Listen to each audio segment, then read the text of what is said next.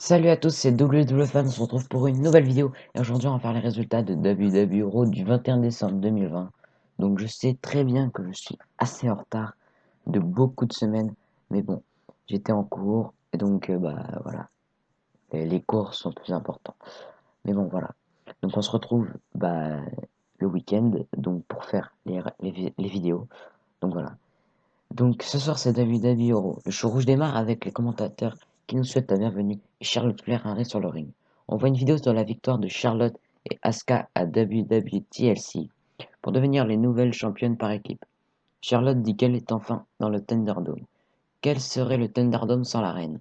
Dès sa première soirée, elle quitte comme la championne. Elle est ainsi. Rien n'a changé depuis les 6 derniers mois. Quand une amie demande de l'aide, il suffisait de demander. Charlotte nous présente son amie Asuka qui arrive sur le ring. Asuka dit que l'impératrice est la nouvelle championne par équipe avec son amie Charlotte. Charlotte dit qu'il faut aussi parler du titre féminin de Raw. La musique de Nia Jax et Shayna Baszler commence et le duo arrive sur le ring. Jax dit que c'est tellement bien de revoir Charlotte. Charlotte a eu besoin de 6 mois pour soigner son bras, mais ça n'a pas amélioré sa voix robotique. Charlotte dit que cette voix lui a botté le cul hier soir. Nia dit qu'elles sont aussi une liste de bien et de mal. Baszler dit que c'est la saison pour battre. Elle peut demander à l'ancienne partenaire d'Asuka, Mandy Rose et Dana Brooke arrivent. Rose dit que quelque chose a changé chez Brooke. Brooke répond que rien. Rose dit que rien n'a changé, mais Baszler et Jax ont changé. Baszler, on dirait Rodolphe Lorraine avec un nez changé. Elle voit aussi qu'elles ne sont plus les championnes, alors elles peuvent partir. Charlotte dit qu'elle aimerait bien regarder ce clash avec Asuka. On annonce que le 4 janvier 2021 à Raw, sera une soirée spéciale légende. De retour suite à la pause, le combat commence. Donc c'est un match par équipe. Nia Jax et Shayna Baszler contre Dana Brooke et Mandy Rose.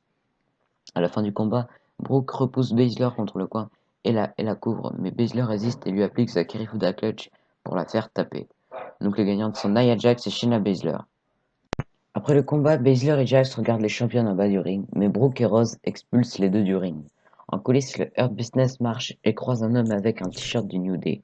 Le clan lui arrache son t-shirt pour lui mettre celui de leur clan. De retour, le Hurt Business arrive sur le ring. MVP dit que ce soir, il faut célébrer les nouveaux champions par équipe. Quoi de meilleur que le VIP Lounge pour le faire? MVP dit que le VIP Lounge est pour les champions, des gens meilleurs que nous. Shelton Benjamin dit que leur équipe est la meilleure. Cedric Alexander dit d'oublier les pancakes et les licornes. Maintenant, c'est des costards sur mesure. Bobby Lashley dit qu'ils sont la force la plus dominante de la WWE. Il peut garantir qu'aucun homme vivant ne peut le battre pour le titre. MVP dit qu'il a invité un photographe pour immortaliser le moment. Le Hurt Business prend une photo officielle sur le ring, mais R-Truth est derrière eux. Les catcheurs arrivent pour pourchasser R-Truth en ringside. Jeff Hardy et Riddle arrivent sur la scène. MVP dit qu'ils ne sont pas invités à la célébration. Riddle félicite les deux pour la victoire de hier. Maintenant, il veut savoir pourquoi ils dépensent autant d'argent dans les clubs. Ils doivent seulement s'amuser dans le jardin avec leurs amis et chiller. Riddle dit qu'on est tous pareils à la fin dans ce monde, alors il faut relaxer. MVP dit que Riddle ne sait pas de quoi il parle, alors personne ne comprend rien. Pourquoi il est ici? Jeff dit que Riddle essaie de dire qu'il y a plus important que l'argent. Ils veulent vivre avec fierté, ce soir ils vont se battre avec la foi. De retour, Sarah demande à Angel Garza ses commentaires avant son match. Garza dit qu'ils sont ici pour célébrer, le monde doit le voir.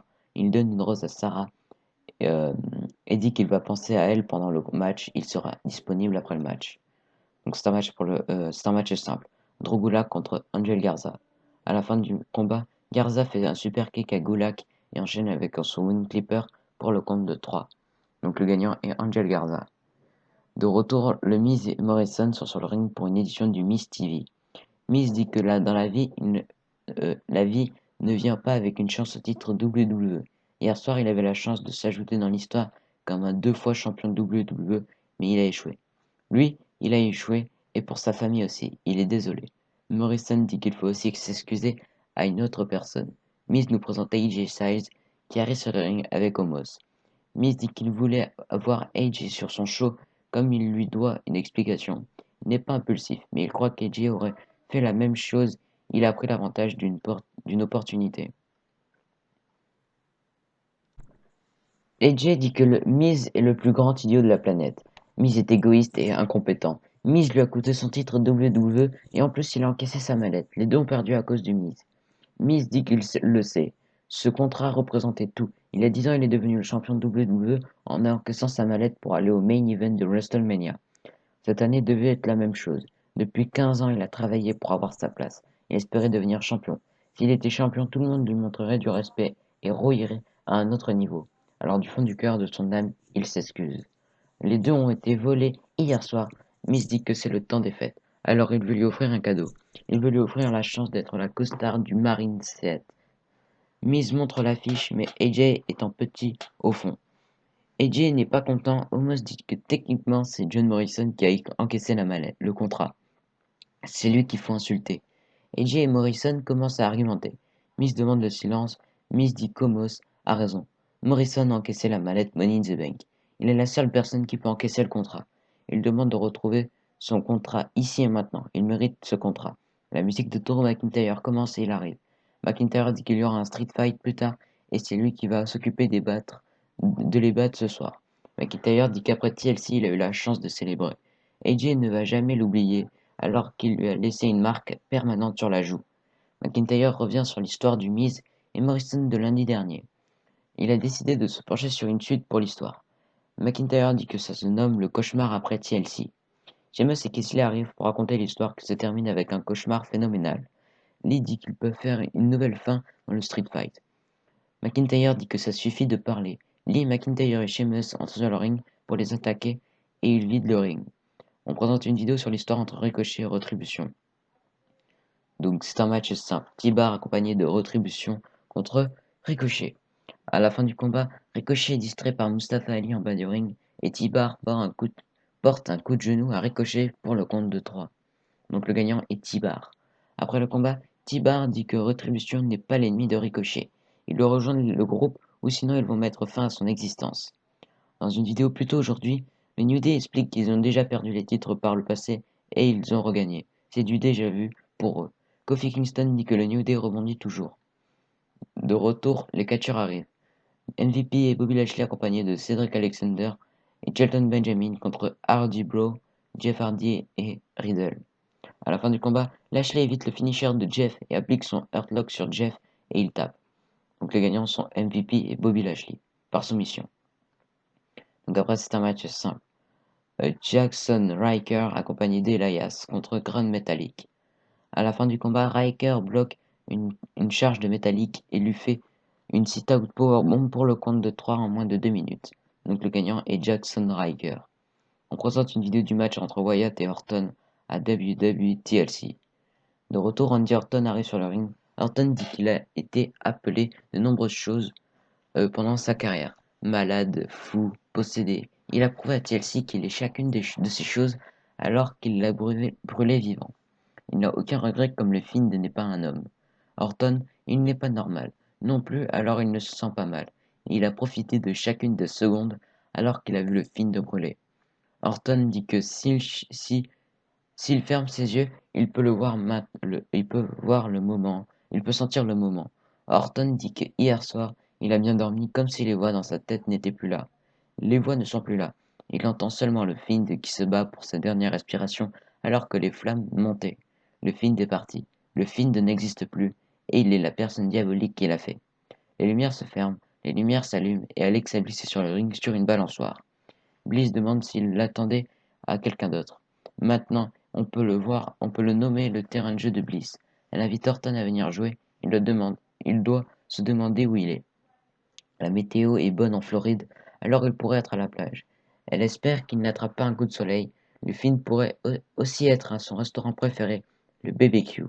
Bliss dit qu'on peut toujours sentir le moment. Sous le sol, dans la terre, il est à la maison. Mais il pourrait revenir au terrain de jeu de Bliss, et s'il le fait, ce sera quelque chose comme Orton n'a jamais vu. Les lumières se ferment encore. De retour, les catcheuses arrivent. Avant le combat, Sarah demande si elles sont prêtes pour le challenge. Evans dit que oui, celles qui ont demandé le challenge, elles n'attendent pas que les opportunités arrivent. Donc c'est un match par équipe. C'est un match qui n'est pas pour le titre. Charlotte Flair et Asuka contre Lacey Evans et Peyton Royce. À la fin du combat, Asuka sonne Evans avec un round kick en bas du ring.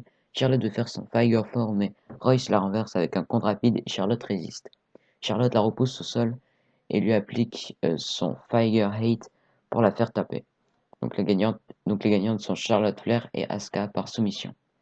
De retour en coulisses, le Miz discute au téléphone alors que John Morrison se prépare pour le match.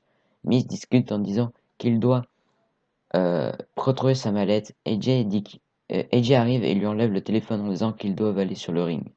Donc c'est un Holiday Street Fight match. Pour McIntyre, Sheamus et Keith Lee contre le Miz, John Morrison et AJ Styles accompagnés d'Omos.